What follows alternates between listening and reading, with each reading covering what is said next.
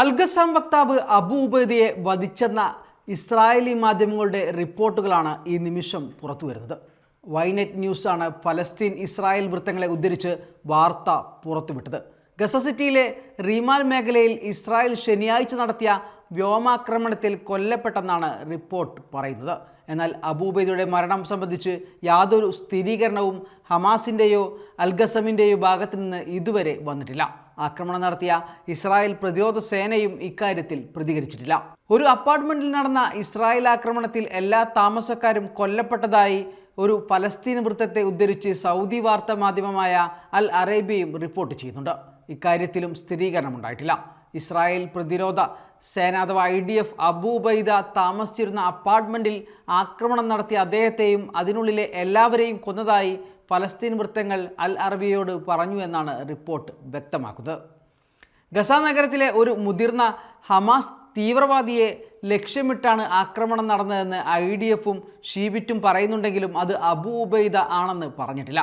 ആക്രമണങ്ങളിൽ കൃത്യതയുള്ള യുദ്ധോപകരണങ്ങൾ, വ്യോമ നിരീക്ഷണം, അധിക ഇൻ്റലിജൻസ് എന്നിവ ഉപയോഗിച്ചതായി ഇസ്രായേൽ സൈന്യം അറിയിച്ചു.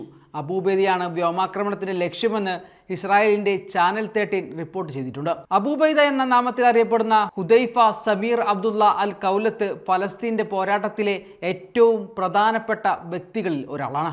2002 മുതിർന്ന ഫീൽഡ് ഓപ്പറേറ്ററായി അദ്ദേഹം ഉയർന്നു വന്നത്.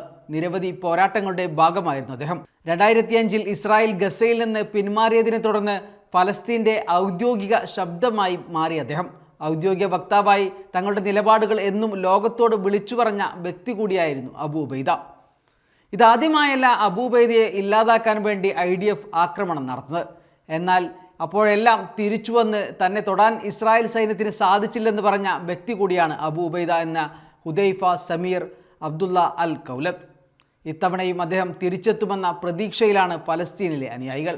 അതേസമയം ഗസ നഗരത്തെ അപകടകരമായ പോരാട്ട മേഖലയായി പ്രഖ്യാപിച്ചതിനു ശേഷം ശനിയാഴ്ച രാത്രി മുതൽ ഇസ്രായേൽ സൈന്യം ഗസ നഗരപരിസരങ്ങളിൽ ബോംബാക്രമണം ശക്തമാക്കിയിരിക്കുകയാണ്.